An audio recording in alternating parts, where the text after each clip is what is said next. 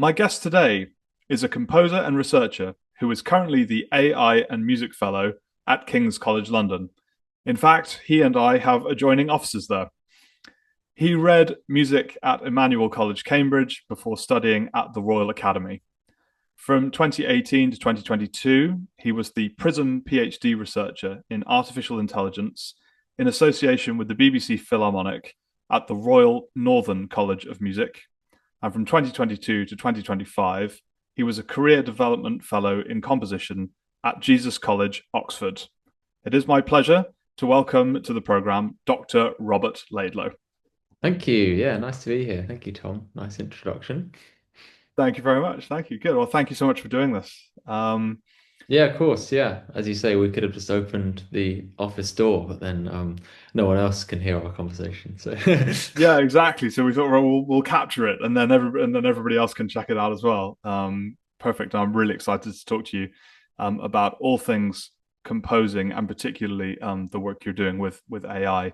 Um, but before we jump into all of that, the question I like to ask composers that I bring on here, so I can sort of compare notes, is how did you learn to compose? yeah, that's a good question. Well, slowly, I think is one answer to that, definitely. I started off saxophone playing, really. So I was in jazz bands. And in school and things like that.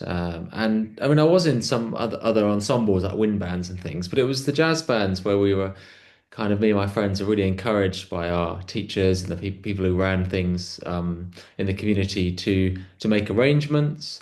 And we formed a little band with a few friends. There's six of us. It was kind of an unusual instrumentation. So a couple of us started writing music for us to play.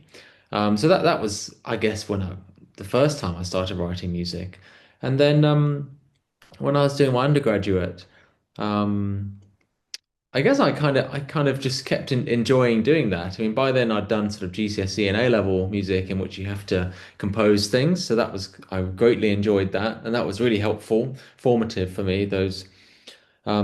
That part of school. And then yeah, when I was doing my undergraduate, there was all sorts of different composition related modules you could take. You could take sort of tonal composition, free composition, orchestration, and I really enjoyed all of those. And I had good, patient teachers who didn't expect me to already be an expert. And so when I got to the end of that, I really thought, I'm really enjoying this composing thing, and I'd like to learn to do it more and better and see what I can make out of it. And that's when I went on to the academy for my master's, and that was really where I um, learned the nuts and bolts of writing music, writing lots of music for loads of different types of performances, really, really fast as well. So it was kind of quite organic, and I sort of was absorbing different things as we went along. But then, yeah, I sort of made that conscious choice, yeah, at some point I was like 20 years old or something like that, and kind of really seriously took it from there. Absolutely, thank you. Yeah, and I did want to ask you as well about your experience going through the undergraduate program at Cambridge. Um, Presumably, you were doing things like chorales and fugue and things like that. Um, what are the sort of key things you think that you picked up on through doing those types of things that you carry forward into your work now? Yeah, I mean, we did have to learn all of those types of things. It was a pretty hard degree actually, because they'd just redone the course the year that we joined, and they made it too hard for our year. They crammed it full of too many things, which was kind of stressful. But it also meant that we just did so many things. So we did. Yeah, there was that sort of element of like Palestrina and species counterpoint and stuff, which is not very sort of central or foundational to the way that I think about music. Much more interesting to me were the other courses that were because you can't really do a composition degree at Cambridge, you can do it as part of your degree, but most of it is essay based, and I was really interested in joining like the Centre for Music and Science. So I loved being part of that. I did everything I could with that sort of center within the music faculty. That was really inspiring to me. And also, there were some really interesting modules about things you wouldn't expect, like deep diving into like video productions of the Marriage of Figaro, or looking at um, like Central and South American music and 20th century music in regards to politics. That was really interesting. A whole course just on Winterreise, which was kind of just like amazing. I really like those deep dives that you did. So I think it was those ways of actually connecting dots that were most interesting to me as a composer. Learning about the history of what we're doing and the history of what kind of music is written for what kinds of ensembles and why, and these different perspectives on music making. I guess all the things that you should get out of a music degree, really. Yeah. Absolutely. Yeah. It's interesting that the sort of Palestrina species counterpoint thing, because when I was sort of taught the sort of fundamental things, we did Bach chorales and we did sort of two-part counterpoint and stuff. And then at university we kind of did that again. And the sort of Palestrina stuff was sort of, oh yes, well, that it was sort of mentioned as a sort of tacit point. So I sometimes feel like I sort of missed that bit. And went straight to the sort of tonal thing rather than the sort of earlier thing, which is Yeah, I found it quite hard actually because I don't come from a musical background at all. I'd never heard of, I mean, maybe I'd heard of Palestrina, but I'd certainly never heard of like any of the things involved in learning that type of music, writing it until we got to university. I'd also like literally like never heard a mass setting before, and there were lots of things that were that I found were expected knowledge of you, and I didn't have that. So maybe that's why I kind of bounced off that stuff as well, because it felt like, some other people really had been living this world of that form of music making, probably from a choral singing background. That's where you get that from, really. And I hadn't been, so I kind of leaned into what I did know, which was yeah, sort of based on my own upbringing. But the Bach chorale stuff we did at school actually, so I knew that side of things.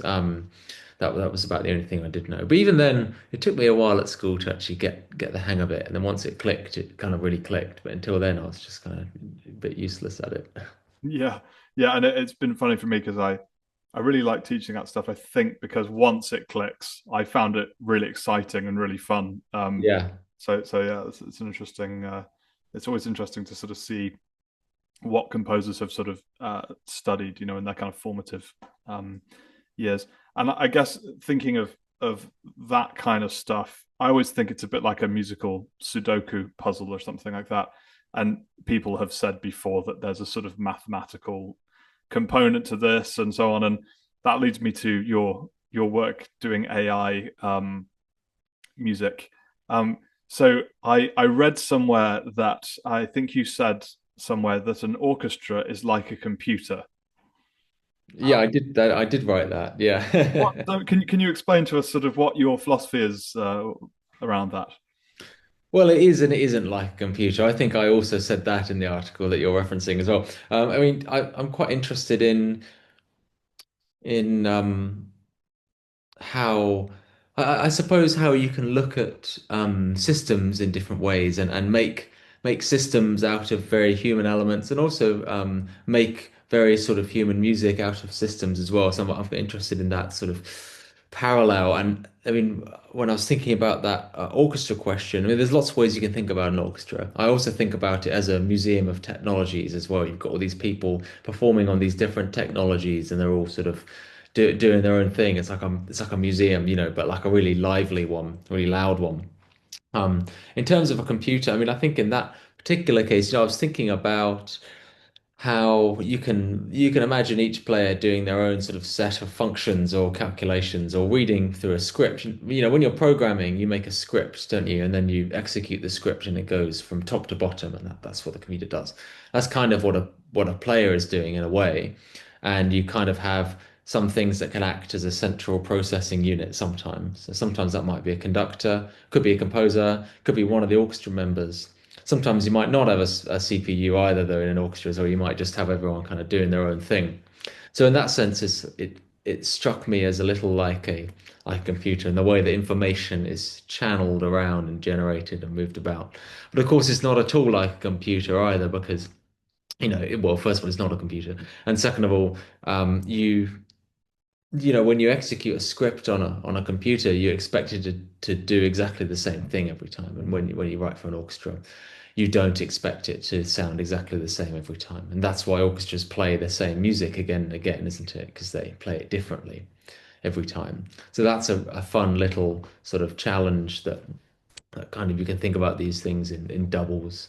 I like thinking about things in doubles, how something can be both something and its opposite at the same time. I find that very helpful creatively. And I think that's a lot of my work with technology is about literally making doubles, making a technological shadow of an orchestra or of a player, um, and kind of investigating how that sounds and how it feels to interact with and what the differences are between a sort of a live ensemble and its digital replica and what kinds of interesting music you can find in the cracks between those things.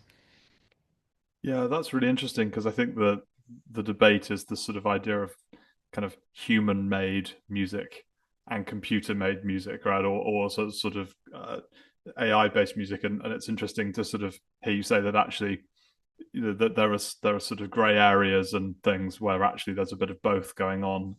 Yeah, I mean, well, AI is a lot of things, isn't it? I think people who maybe aren't, haven't historically been familiar with what's been going on in this field until the last couple of years. A lot of people think it's just steal other people's music, put it into a machine, type in prompts, profit, that sort of meme with the question marks. Yeah, that's one way that people are using AI, and it's pretty dreadful and needs regulation. But it's a really long field of experimental creativity that stretches back to the 50s and has had many really, really interested performers and composers and pioneers looking at these questions of creativity and computers and trying to dig into what makes humans creative. So I suppose when you're talking about AI, or when I talk about AI, which I'm increasingly trying to work out when it's not helpful to do that because I'm referring to something that's so far away from what is understood to be generative AI that it's really difficult for me to know whether it's helpful to even call it that term, because you don't want to erase that wonderful heritage of using AI in music in really interesting ways just because some Silicon Valley companies have monopolized the term in the last 3 years in their endless pursuits for new profits. But at the same time, as artists, we don't need to be associated with that if we don't want to be, and we don't need to act as apologists for the term AI either. So it's a really interesting sort of conundrum. And also, a lot of these technologies actually, I mean, there's so many things that AI is. There's just an ungodly number of types of algorithms that you can use to learn things about music. Because what is it really? It's just a computer system that learns something about music in this case and often teaches it to itself. That's kind of all AI is. You don't have to use it for any particular reason. But there are so many things that sort of fall under this umbrella I just find it impossibly large at the moment to even sort of imagine encapsulating all of that. Like any technology, isn't it really? Like the internet, it's just this huge game-changing technology that's pretty amazing, but also pretty awful as well. And it's both at the same time. It's a double. Yeah. Yeah, and so what's really interesting there is that you're saying that there's generative AI and then there's other types of AI, and I think one of the problems I think for composers is we really want to understand more about what all of this is, and I think the more we understand it, the more we can sort of coexist with it and so on. So when you say that the sort of type of AI that you use is a bit different to generative AI, can you sort of tell us a little bit about what sort of types of AI do you use in your work, and how do you use them? Yeah, sure. I mean, even this term generative AI is kind of what is it? I know what it means in colloquial shorthand. It means suno and udio. That's what people mean it to mean. But what is it if we actually look at what those words mean? It just generates something. That's not inherently loaded as a term, which is it's interesting to me. There's a whole history, a long, strong history of generative music making, which where the creativity is in making the system And then what the system puts out is just kind of an example of the creativity, but with the creative actors in making the system. That's generative music. I feel really bad for the people in generative music and who have been in generative music for 30 years because, yeah, they're not. Anyway, I'll get back to your actual question. So, um, I suppose as lots of people do use generative AI, but maybe they don't use it to generate the kinds of sounds we've heard before. That's one takeaway from that. So the architecture of those of what people are calling Gen AI, the actual nuts and bolts of how it works, is quite interesting. And you don't necessarily have to use that with a data set of all the music ever made, and you don't have to use it in order to generate music that sounds like something we've heard before. There are ways of training that on very specific local data sets that have some relevance to the project that you're doing, and trying to push the buttons, if you like, of that architecture of that model to try and send it to really weird alien places. And I think it's that sense of alienness, which is what I'm interested in my work. So, I mean, recently I wrote a concerto for piano synthesizers and new instruments that have AI embedded within them. So one of the algorithms we embedded inside one of these new instruments is called Rave. It was made by IRCAM, which is the Music Technology Research Center in Paris. And what Rave does is you give it a data set of sounds and it analyzes those sounds according to some number of unknowable dimensions.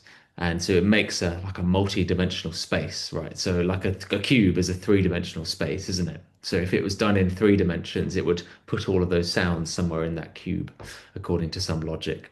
It does it in many more dimensions than three, but the principle is the same. It has this space and it places all these sounds everywhere. And then what you can do with Rave is send your own coordinates into that space and it kind of guesses at what should be in that spot and kind of reconstructs a new sound based on those coordinates. And that was really interesting to me because you can, well, first of all, you can make all sorts of new sounds, which you kind of never have heard before. And secondly, how do you send these coordinates in? How do you give it the coordinates? We could type numbers into a computer. That's one way of doing it, of course. But something a little bit more musical, I thought, was, what if we take that and you put it something into some tactile instrument, that you can play with your hands, like a normal musician plays a normal instrument. And what does it mean to kind of expressively perform on that kind of instrument? And lots of interesting questions around, yeah, how do you build new instruments in 2026? So that's kind of one example. Another example that I'm quite interested in, which isn't anything to do with generative AI, is machine listening, which is when um, you can use machine learning to listen to what's happening live, in a microphone or on stage or whatever you like, really. And it will extract information from that live stream very, very quickly. So it uses machine learning to do this very quickly and very accurately as well. And then you can do things with that. So you can sort of teach the machine a phrase of music, if you like. And when it hears that phrase, it pings off. And so you can enter into these sort of dialogues between a performer and machine, where the performer has some kind of control a little bit over the machine, where they can trigger certain things by playing certain types of music. But then, of course, the machine isn't a human. It doesn't listen like humans. So sometimes it doesn't hear it when we might expect it to. And sometimes it does hear things we don't expect it to as well. And that's all very interesting in terms of, you know, how do machines actually hear? How do we hear things? What's the difference between that? In a world where we're told that machines are able to do everything a human can, and that is the world that we're in, and that many people want us to go towards. I think it's very valuable to show that actually machines, computers, they listen in strange ways and they make sounds in strange ways, and they're not like you and me, and that's cool. It's interesting to hear that perspective. More interesting, I think, than just typing make a 3-minute pop song into a text prompt and hearing something we've already heard 100 times. Yeah, absolutely. And as you're saying, I'm thinking of all these things. So when you're saying about this idea of systematic composition, I'm thinking of, I don't know, Schoenberg with the serial music, where there's a sort of system that creates. I mean, he's controlling um, he's got a lot of control over what it's outputting, but actually there is a sort of a system that has to be obeyed as the thing moves along, and that creates certain outcomes. And then it makes me think of also you were saying about there were some people who were pioneering the sort of AI type music in the 50s and 60s, and I wondered if thinking about John Cage, it seems to me that there's some connection here with sort of chance and Hmm. indeterminacy. Was he? Would you consider him to be a pioneer of this kind of music? Well, it depends really. Yeah, it depends what kind of music you're talking about. There are loads of composers who use computer systems who are deeply indebted to Cage for sure. And yeah, I think that Cage is a really good sort of starting place to think about taking control away from the composer. So if that's what you're interested in doing with a generative system, and a generative system doesn't have to have AI, whatever you mean by that, it doesn't have to have AI in it. It can be built in any number of ways. We could build a generative system actually without any computers at all, just with a piece of paper if we wanted to. Or Mozart did with dice games, and not just Mozart, many people in the 18th century. Yeah, so I think Cage is a really good example of that. I mean, the other side of this is kind of what you're getting at with the Schoenberg comparison is okay, so you have some composers who want to take choice away in some places, but you also have some composers who really want to shape noise. And I think I'm more in that camp, personally. Not in terms of what aesthetics I think are good or bad, just in terms of the type of music that I like to write. Is I sort of like to start with an idea I really love that I've just written, I've composed on the piano or on the saxophone or computer, whatever it is. That's one starting point, and then you sort of build a system that can kind of get to and from that point, and as you're building it, you're thinking about it and changing it intuitively and sort of moving things around and kind of I suppose using it as your vessel. I find that gets you to really interesting places. I don't want to make it sound like my music is algorithmically derived because it absolutely isn't. My music is never algorithmically derived. It might use technology in it. But I think that that's definitely a connection with that sort of school because Schoenberg, yes, he had a system, but the pieces were absolutely under his control. And the serialist system is so malleable. You just look at a piece by Berg, and he's writing exactly what he wants to write all the time, and yet somehow it's also within the rules mostly of serialism, and it's amazing. Actually, it's sort of amazing feat of brain work. Yeah, but yeah, I think that Cage connection is really interesting. I often sort of wonder about what Cage would have made of this, although Cage died in the 90s, right? 97. Is that right?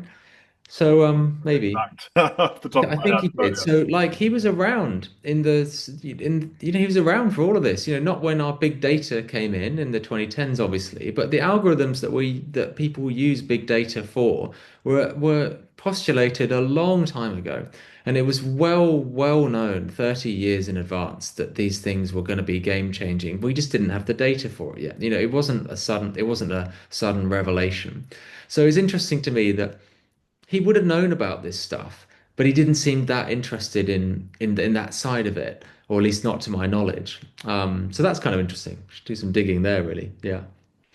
yeah, and it's that same thing of like, what would Beethoven have done with Sibelius software and so on. There's so many sort of questions that we wish we could. Yeah, yeah, exactly. But Beethoven wasn't alive when Sibelius software was, and Cage kind of was, because Xenakis was doing this, in the 70s, and George Lewis was doing it in the 80s. But I don't know. I don't know much about Cage. I don't know what he was doing. He was doing all his number pieces at the end of his life, or for the last however long, like last stage of his career and life, wasn't he? So that's a whole different thing. That's kind of open score based stuff, isn't it? So yeah. Anyway. Interesting, yeah, and I guess Stockhausen would be another one who would be sort of somewhere in that realm with Xenakis, and yeah. Yeah, I mean Stockhausen was a sort of total serialist in many ways, or total artist, wasn't it? And but he did do stuff with early computers for sure, Mm. didn't he? That was quite groundbreaking. But yeah, I think there's some really interesting quotes by Xenakis where he was like, he really sort of got it. It was kind of interesting.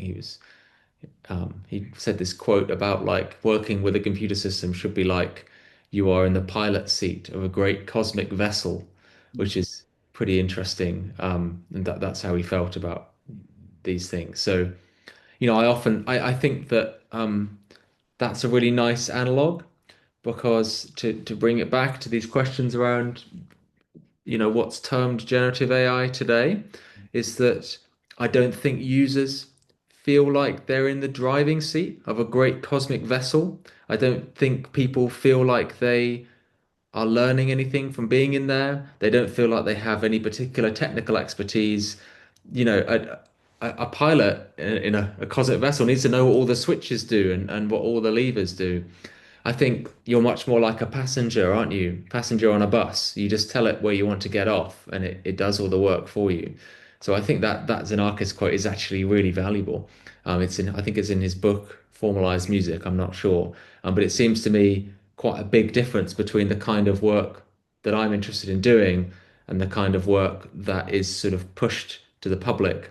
I've got a really big problem with pushing these music tools, as they're termed, to people in order to stop them learning anything about music. There was a tweet by the CEO of Suno just the other day that was saying they don't listen to Spotify anymore. Spotify is already bad enough. They just generate new pieces when they want to hear it. It's like, what world do you want to, like, that's not a worldview that makes sense to me.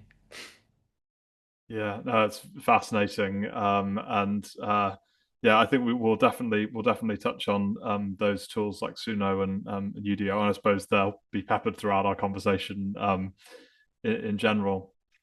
Um, so I was just thinking about Cage and what you said about the orchestra being full of technology. I think Hans Zimmer said that a violin is a piece of technology, right? It's just the piece of technology from a different century, and um, it seems to me that through music history, technology has really driven big changes in music, and the valves on a trumpet, for example, and so on.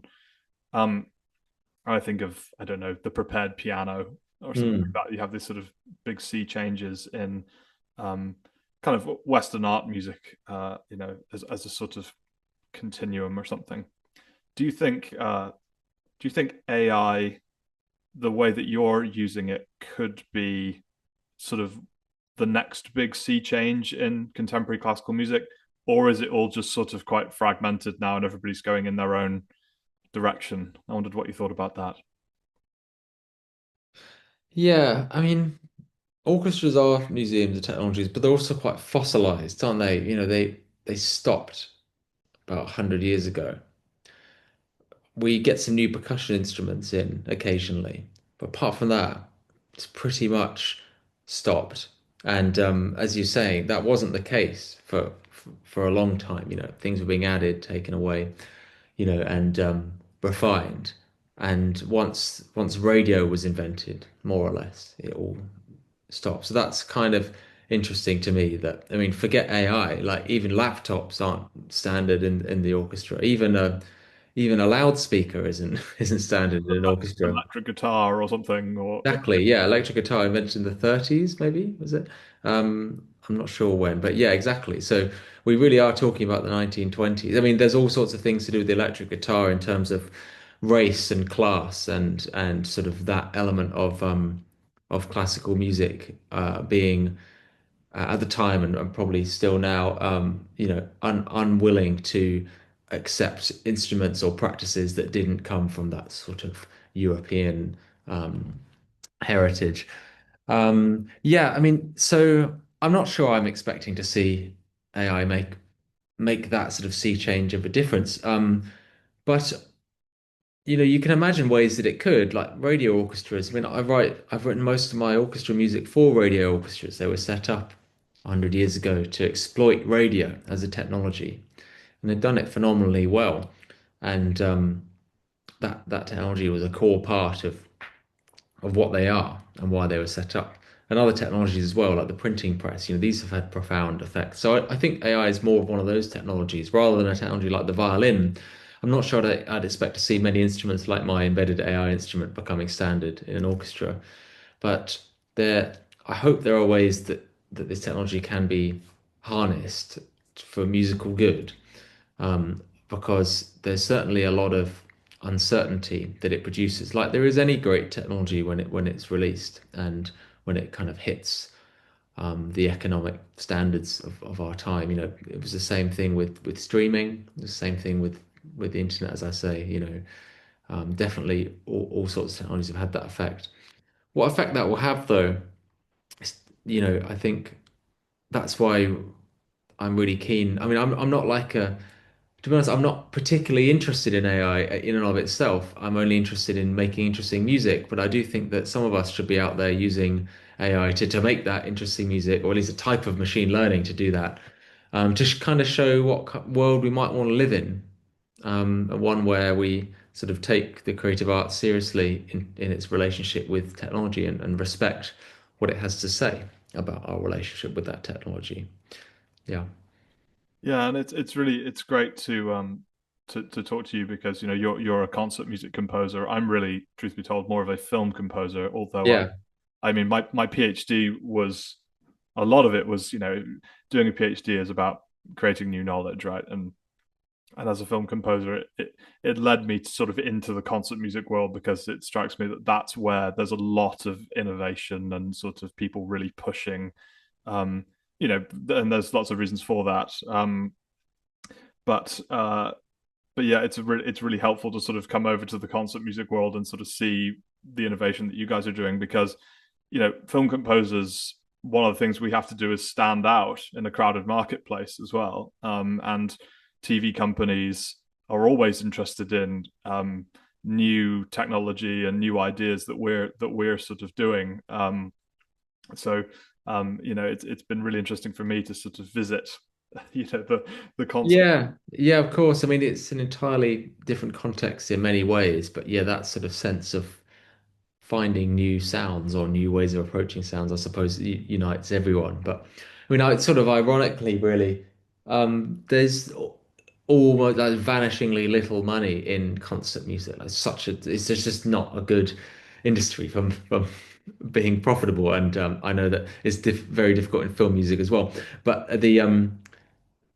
we are so unprofitable that there's no reason anyone would ever want to try and or try and automate any of our work or anything like that. I mean, that doesn't mean that our work isn't going to be eaten up by some unscrupulous company and used in some different way.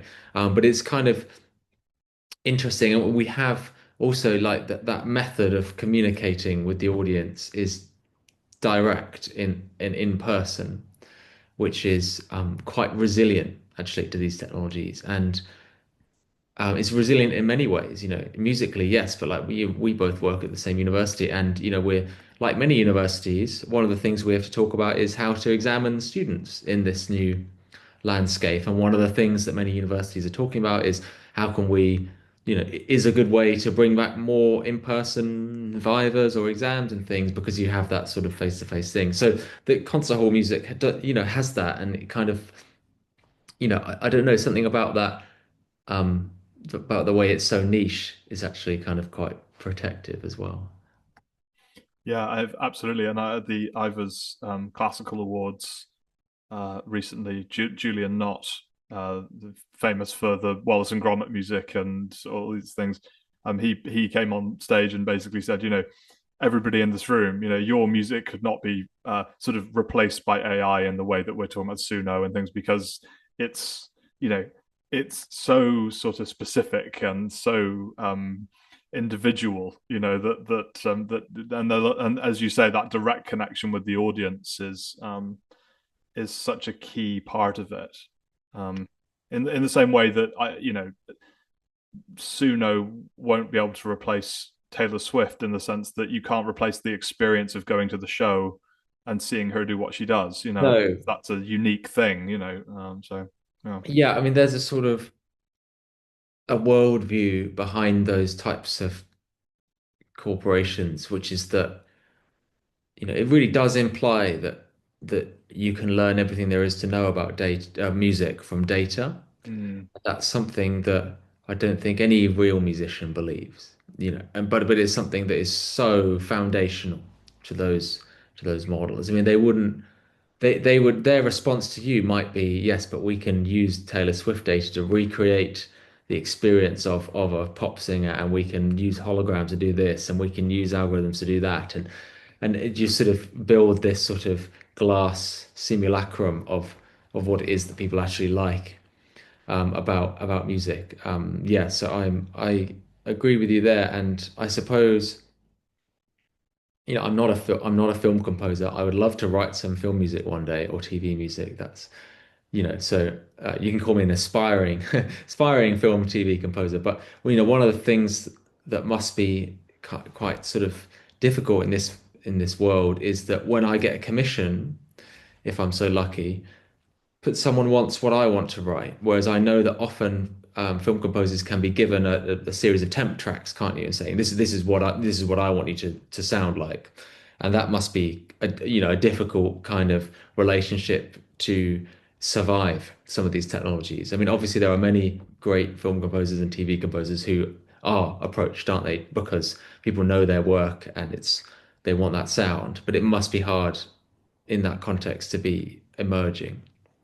Yeah, that's absolutely right. And I think one of the ways I think of sort of protecting film composers is the idea that kind of exactly what you're saying. Somebody like Bernard Herrmann, he's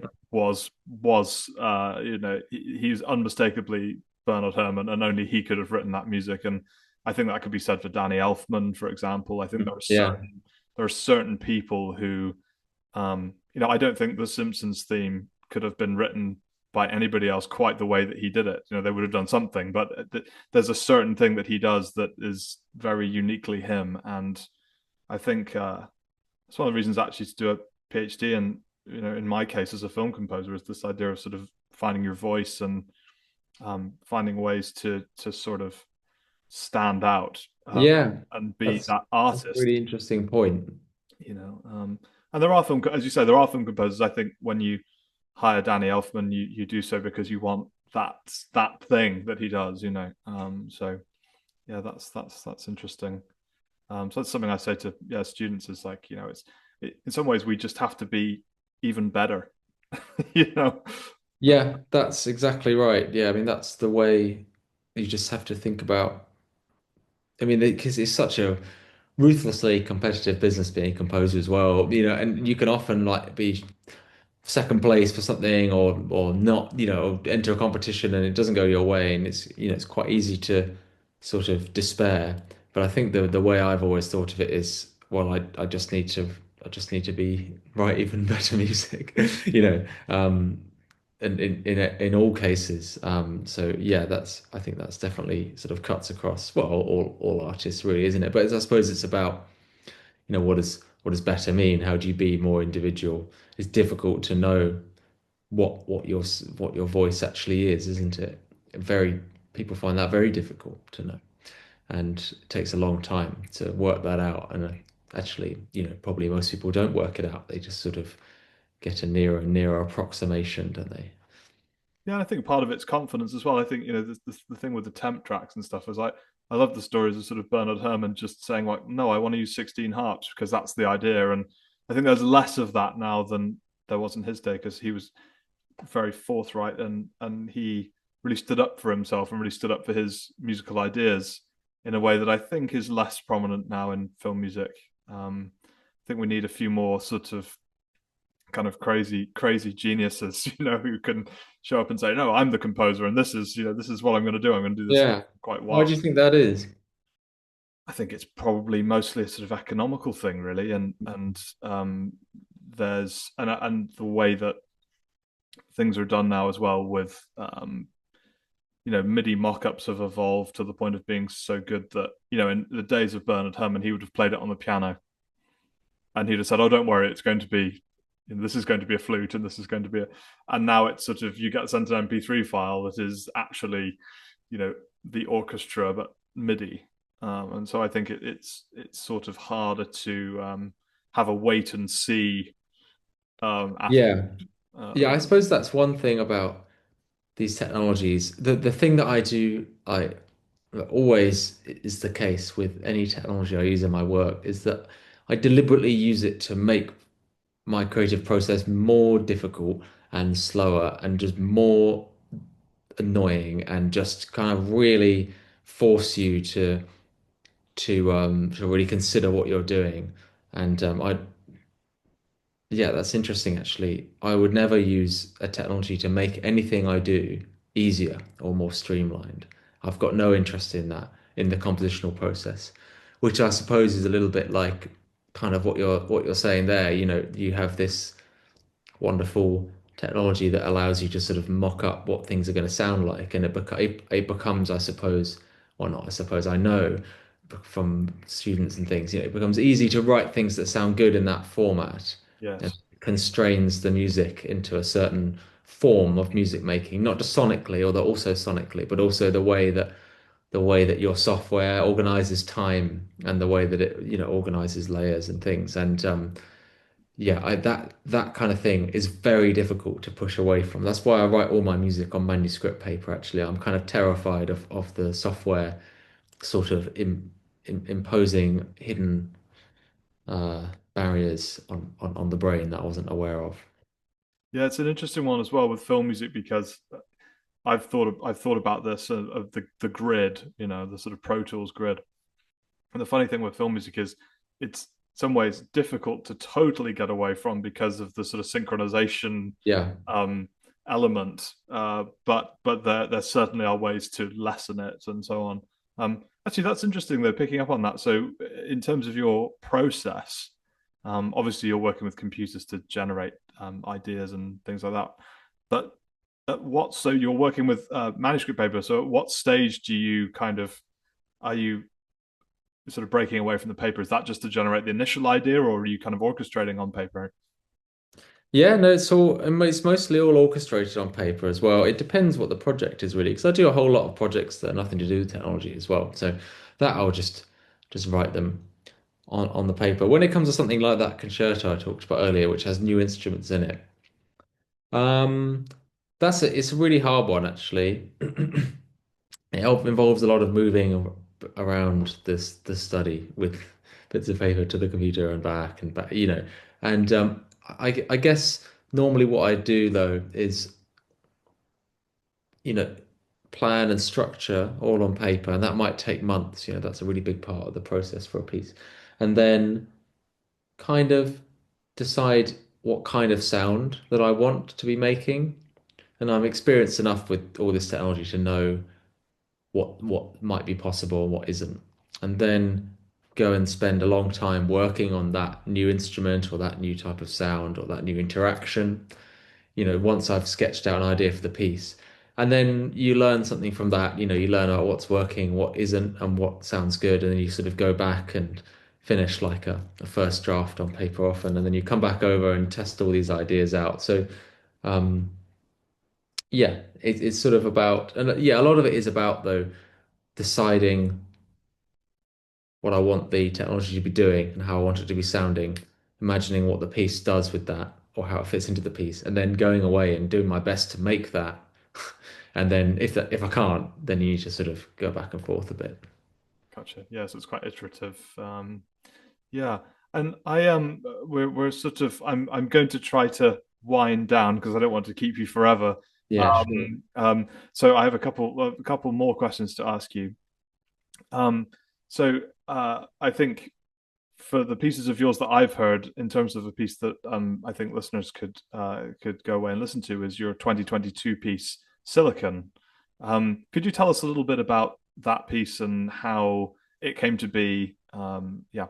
Yeah, thank you. So Silicon is a big piece for orchestra. It's about 40 minutes long. I wrote it for the BBC Philharmonic, who I did my PhD with, as you mentioned at the start.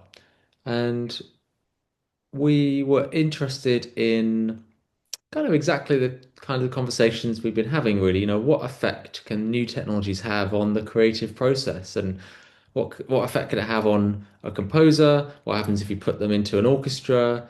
The BBC Philharmonic is a radio orchestra, which means they have loads of amazing recordings over the last few decades. which they were kind enough to let me play around with. So that was the context for this piece, and they were so supportive during my PhD as well. It was, I mean, writing a 40-minute piece for symphony orchestra is an insane thing to ask a symphony orchestra to let you do, frankly. And so I was really grateful that they let me do that and put it on in a proper concert and really sort of gave it everything. And it's actually been very formative to my career, actually, showing that you're able to do that. So this piece, it was in three movements, and each of them looks at, like, I suppose, a different kind of technology. But really, the piece is about, what it means to be writing for an orchestra today in the age of AI, if you like. What kind of music orchestras perform, why people come to see orchestras, what kinds of music can be learnt from data and what can't be, what a live performance is, all these kinds of questions we've touched on. This is my first time looking at them in a proper big piece. So the first movement uses this symbolic algorithm which basically generates sheet music. And I trained it on my own music actually first, which was kind of interesting. And I also got it to generate some little ideas, just tiny little 2-bar fragments, really, of music in the style of Mozart and things like that. And the reason I did that was because I was sort of perplexed and worried, even at the time, which was in 2020 when I wrote this movement, about how much this new technology was being leveraged to do things that we'd already heard. And I was also aware that the technology doesn't necessarily natively do things that sound like Mozart, and you have to massage it quite a lot to make it sound like things that we've already heard. And these companies that we're talking about, they do a lot of work to make sure their algorithms sound like human work. It's not a natural consequence of the kinds of generative AI they use. It's really a deliberate thing for their economic model. So I was kind of interested in generating these Mozart fragments and then having them go wrong, and I was sort of feeding in these weird instructions, and so we've got these weird sort of phrases that I then took as the sort of foundations for what I wanted to do, and then built on them and kind of spun the first movement out from there. So that was kind of fun. The second movement uses a very prototypical AI instrument where the orchestra's pianist is playing like a synthesizer that's using something called style transfer, which imitates, well, it turns one sound into another, is what style transfer does. And I was interested in turning this pianist's sound into other instruments in the orchestra. So it's kind of deep faking all these other players in the orchestra. It's supposed to be quite fun. It's got all these different genres of music at the surface, but it's also supposed to be a little bit sinister because every now and again you hear the sort of nasty thing that's happening underneath all of these sort of surface genres, which I think is something that people can relate to today. We hear all these AI generated pieces that have all the surface details and have none of the soul. And then the last movement was an algorithm that made sounds. So I trained it on the BBC Philharmonic's archive of recordings and made lots of new sort of weird orchestra timbres out of this algorithm that sounded really strange. And then I sort of wrote music where the real orchestra was kind of intertwined with this digital twin. And again, there's something a little bit uneasy about it, actually. There's something a bit uneasy about that whole piece. You know, I I think you can't separate the two. There's really exciting things you can do with it, and those same things are kind of make you question what music even is. So that was yeah, thank you for asking. That was the major part of my PhD. We were talking about PhDs earlier, so that was my main submission for it, really. Yeah, that's wonderful, and it's a great piece. So everybody check that out. That's Silicon, which is there's a good video of it on YouTube with the whole orchestra. It's Yes. quite an amazing piece of music. Um, so Robert, thank you so much for doing this. It's been absolutely fascinating, and I have really one last question, just to kind of sum up. Uh, you know, composers the world over are worried about AI and Suno and UDO and all these things. As an expert in AI and music and a composer, I know it's difficult to sum up quickly, but what do you say to emerging composers who are going into the world of music with AI out there? What's the good news, and sort of how do we navigate this world? Do you think? I think it the good news stems from the bad news, or some of it does, Mhm. because what this technology is doing is laying absolutely bare the economic imperatives that underpin art making today. And I think that a lot of people kind of hadn't that there was these things weren't sort of clear in their mind that there was what's the spectrum between music that someone likes to write, likes to listen to, makes money. It was all quite wishy-washy. It's not wishy-washy anymore. If someone is interested in art, they don't use a computer. If someone's interested in not spending money on an artist, they'll use an algorithm for it. So where's the good news in that? Well, I think that um un forcing people to confront what art is outside of an economic framework is good. I think that is a good thing for people to do, and I think that it will cause people to write more interesting music that's more individual, partly as a response to this, and also partly because if we ever do get to this world where computers can kind of do whatever you want, and they're not there yet, but if we do ever get there, then all that's going to be left is not really technical skill or expertise, but it's going to be human ideas and human thought and collaboration and sort of human connection. And I suppose in a strange way, this technology is making all of those things come to the forefront of people's minds. And I don't think it was at the forefront of people's minds 15 years ago. And so in a strange way, that I'm kind of looking forward to all the strange music that people are going to make as a response to this and as part of living in this world. That's the thing. Yeah, I think there's also a lot of work to be done with regulation and ensuring people can live, just in the actual sense of the word before they get onto making their interesting art, making sure that we can all survive and prosper, which is a whole nother question. Brilliant. Well, Robert, this has been really, really fantastic. Thank you so much for Yeah, doing thank you, Tom. Yeah, really great questions. Thank you for having me.